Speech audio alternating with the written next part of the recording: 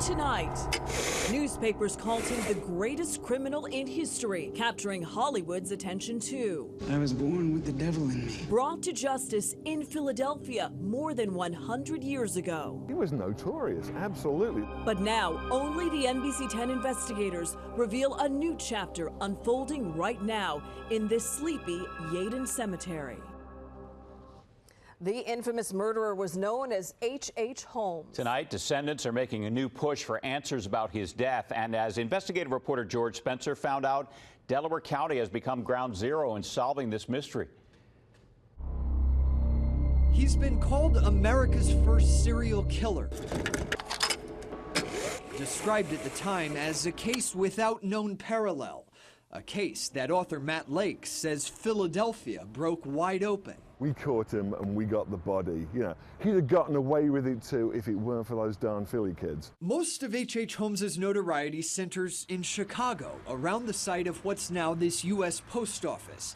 It was there in 1889 that he built his famous Murder Castle Hotel ahead of the city's World Fair, a castle full of secret chutes and gas chambers.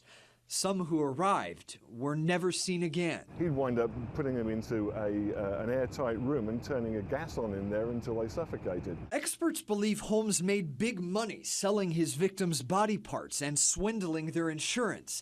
And in 1894, Holmes brought his swindling to Philadelphia and this corner of 13th and Callow Hill. It was here, Lake says, that greed finally got the best of him. In a scheme to get insurance money, he killed his business partner, making it look like an accident. But a Philadelphia investigator uncovered his scam, and Holmes was arrested, leading to the discovery of his heinous crime.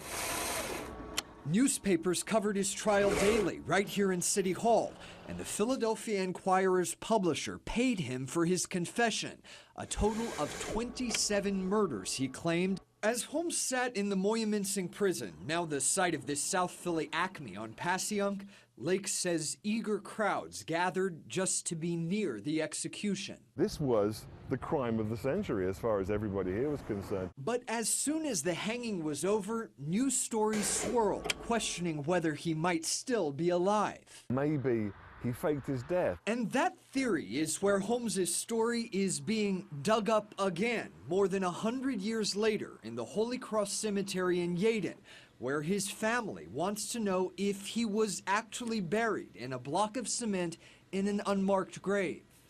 The NBC 10 investigators discovered this petition to exhume Holmes' body, filed by his great-grandchildren and signed by a judge in March. It says family lore indicates that Holmes managed to escape through some subterfuge and that someone else was hanged and buried at the gravesite. For masters of the macabre, it's stunning news. What if we told you that they are planning to dig up H.H. Holmes' grave? That would be great. The University of Pennsylvania Anthropology Department will attempt to extract DNA from the remains. Forensic scientist Arthur Young is not involved, but tells us as long as those remains were relatively protected, the anthropologist should be able to find usable samples in a remaining tooth or bone. DNA is actually quite stable. It can survive for decades, even millennia.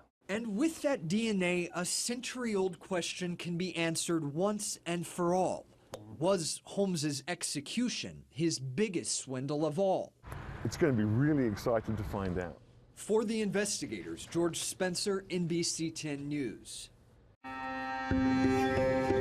New tonight, a deepening mystery in the words of a killer. They got a little weirded out. A new search for the truth has centered on the gravesite of H.H. Holmes in Yeadon. So this is the first time people are seeing this letter? Yes. Now, the NBC 10 investigators expose an unseen note that may change the narrative about Holmes' final hours.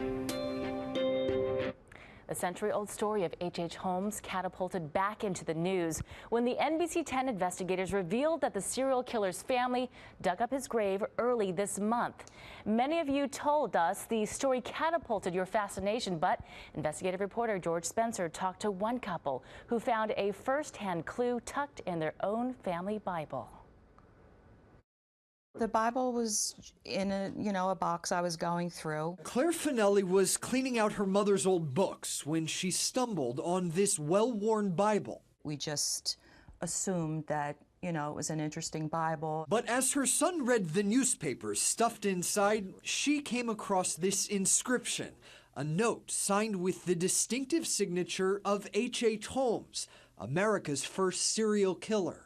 And the two of us look at each other like, this is weird. Most of the H.H. Holmes news recently has focused on this Yeadon cemetery, where Holmes's descendants exhumed his body.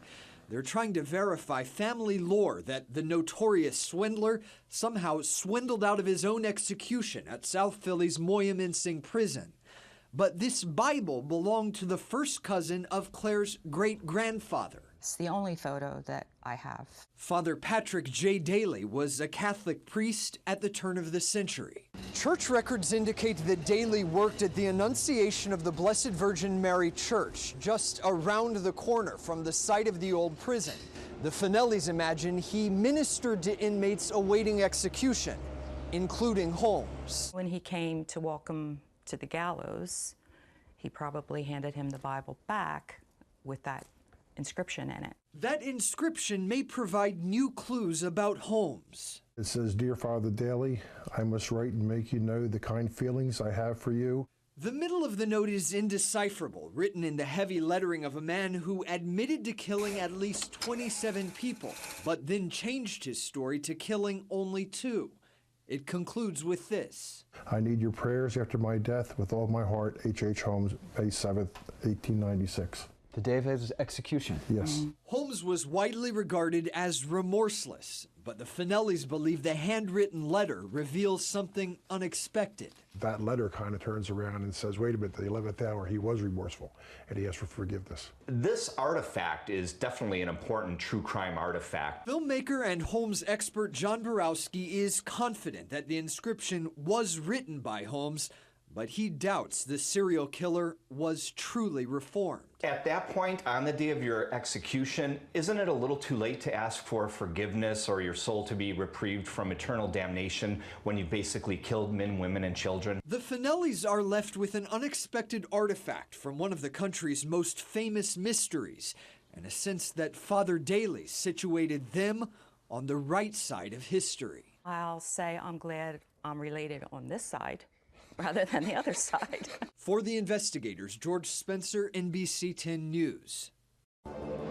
New tonight, the century-old mystery of a serial killer as you've never before seen it. It's like you couldn't make it up even if you wanted to. For the first time, the chief archaeologist gives us a look inside the grave of H.H. Holmes, and we explore new doubts raised by a Holmes relative. I have serious questions which need to be addressed. The remains of H.H. Holmes have now been reburied at a cemetery in Yeadon, Delaware County. For scientists, it represents closure to the mystery surrounding America's first serial killer. But as investigative reporter George Spencer found out, not everyone agrees that this horror story is finished. These photos document each step in the dig at the gravesite of H.H. Holmes, part archaeology, part dark historical mystery for archaeologist Samantha Cox and her team. There's a lot of weird things about the story. Holmes was infamous for his so-called Murder Castle Hotel in Chicago, but he was brought to justice in Philadelphia.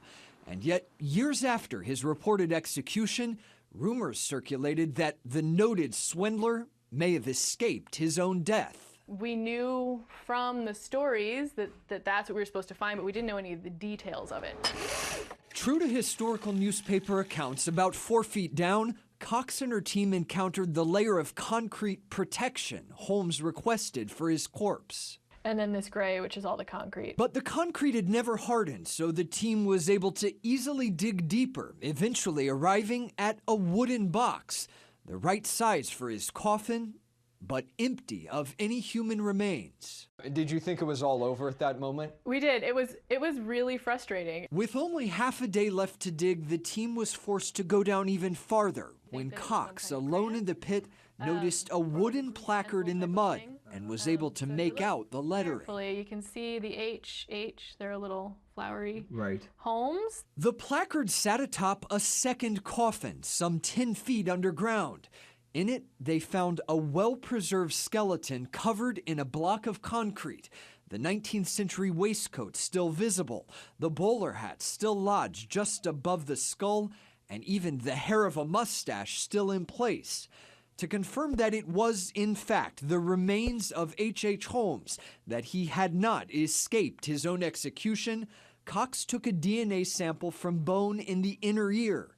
King's College in London compared it to a sample from Jeff Mudgett, Holmes's great-great-grandson. The best that they can tell us is that the DNA is related, is a person who is related to the living Mudgetts. From a scientific perspective, Cox says it was the most definitive answer that DNA could give. The remains have now been reburied in the exact same spot here at Holy Cross Cemetery. But Mudgett now believes the test was a bust. The lab had a bias, which in a court of law would result in the evidence being excluded. Mudgett believes the DNA technicians were given too much information about the case and Cox's conclusions. He worries that knowledge impacted what otherwise would have been an inconclusive result. So he plans to have the sample tested again elsewhere.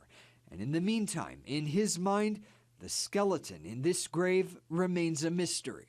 Until we have that DNA tested again, I can't give you an answer to your question. I think, you know, it's been a long road for Jeff Mudgett. He's worked on this really hard for a long time, and I think these are difficult questions.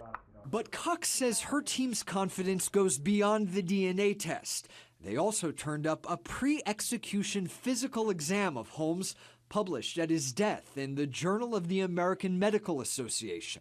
When compared to the skeleton, Cox found matches, right down to these intricate gold fillings in the teeth, almost impossible to replicate, and a perfect match on 3 missing molars. This is him in profile, but you can see no molars. No molars, all those teeth are missing. The master swindler, unable to swindle his way out of death.